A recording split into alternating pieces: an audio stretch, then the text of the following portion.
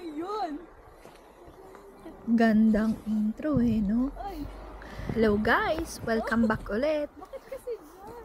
Medyo sinipag-sipag lang ngayon na mag-edit.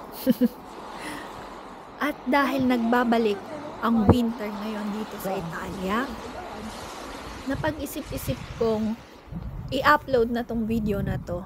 Dahil baka abutin pa next year kung hindi ko na ginawa ngayon. Ewan ko na lang. So, eto na nga, sa aming paglilibot dito sa postong ito, merong nakalagay na lake. Kaso, frozen lake siya, kaya nagdadalawang isip kami kung nasaan yung lake na yun. Tama naman yung pinasok namin kasi meron siyang parang arc. Pero dahil hindi namin kita, nagdadalawang isip kami. Search mo nga. Oh, ito yan oh. Ayoko mo. At ayun na nga, nagtuturoan pa kung sino aapak talaga para malaman kung yun nga yung lake. Lakas din ng trip no? Saan? So, ang ginawa namin, sinundan na lang namin yung mga pinagdaanan na Kasi dyan ka. para malaman kung hanggang saan yung lake. Kasi kung isa-search mo sa Google, ang kagandahan nito, pag tunaw yung lake, nagre-reflect yung Monte Cervino. Isa to sa spot na recommended kung gusto mong makita yung Cervino. At dahil frozen nga siya, makontento tayo na nakikita lang siya sa malayuan. Naks, akala mo naman kung sinong photographer no? Videographer yarn. As usual, akong sa Aligaga, hindi maperme. O, diba? May binabalak na naman. Alam nyo kung ano? 1, 2, 3, go!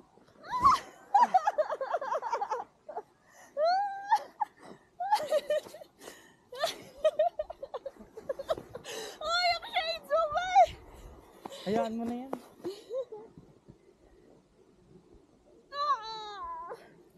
Ang lalim mo, may scheduling.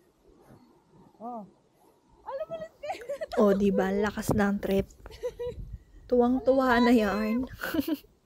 Yan kasi, kanunood ng Korean. O, di trinay din.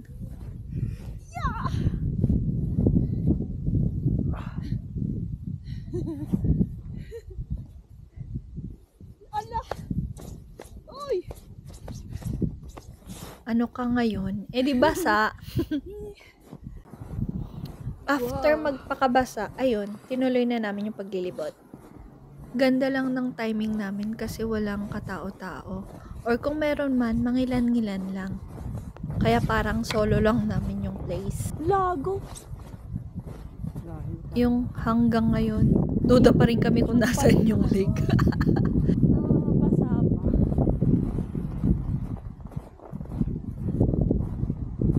Tapos nahulog ka dyan no? Hindi pa siya. Oh! Wala kang naiwan dun, be? Wow! Kung kailan nakalayo ka na, saka ako magtatanong kung may naiwan no? Pero sa totoo lang, ito yung my experience ng hindi ko ipagpapalit. Yung malayo sa ingay at gulo ng chita, tas yung ingay nyo lang yung naririnig. Hindi nga. Ha? Yan. Ah, ikaw! Diyan. Lulubog eh. Hindi yan lulubog. Ikaw, para dadaan mo yung sinanon mo. Bago to eh. Ha? Utak lang no? Ayaw mabasa lalo. Halatado namang hindi kami nakapaghanda ng outfit, Oy! diba? Nagulugan na. Naka low hiking boots lang kasi kaming dalawa dito eh. Kaya yan, basaan. Pero worth it naman. Lalo na sa ganito naglalaglagan yung mga snow kasi ang lakas ng hangin that time. Parang bata lang, no? Ang babaw ng kasiyahan. May nababasa na dyan. Pero walang no choice eh. Tatahi-tahimik lang yan, pero Walang dumaan, kulot.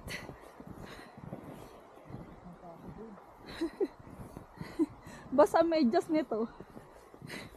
Uy. Play yan. Ha? Nakaplay. Oo. Di ba hanggang dyan Ayun, yung oh. ending ng lake? Sa forma kasi ng yellow. At saka sa yapak ng tao na rin.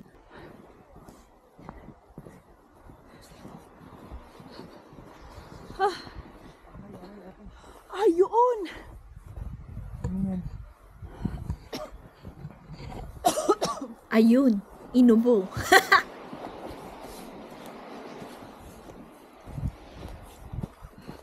Yung tatahi-tahimik yung kasama mo. Yung pala, Nanigas na manhid yung pa ako. Ay, lumubog dyan, oh. Ay, Eh kasi pababa yan eh. may parte pa rin talaga ng lake na hindi totally nag-freeze. Ayan o. Kung hindi ako nagkakamali, yan yung part kung saan bumababa yung tubig papunta sa pangalawang lake ata or batis na yun. Ewan, kasi hindi malaman dahil sa snow nga.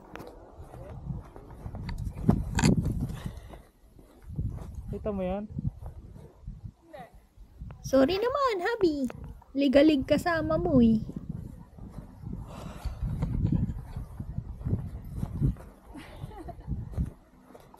Dito ah. Ito pang hampas ko. Hoy. Yan na nga, pauwi na kami. Nalibot na rin namin. Finally, yung lake. Siya nga pala, ang lake na to ay tinatawag na Lago Blue Ayan oh. or Lago What? Blue. Yung Tara kasi na. nakasulat eh. Tara!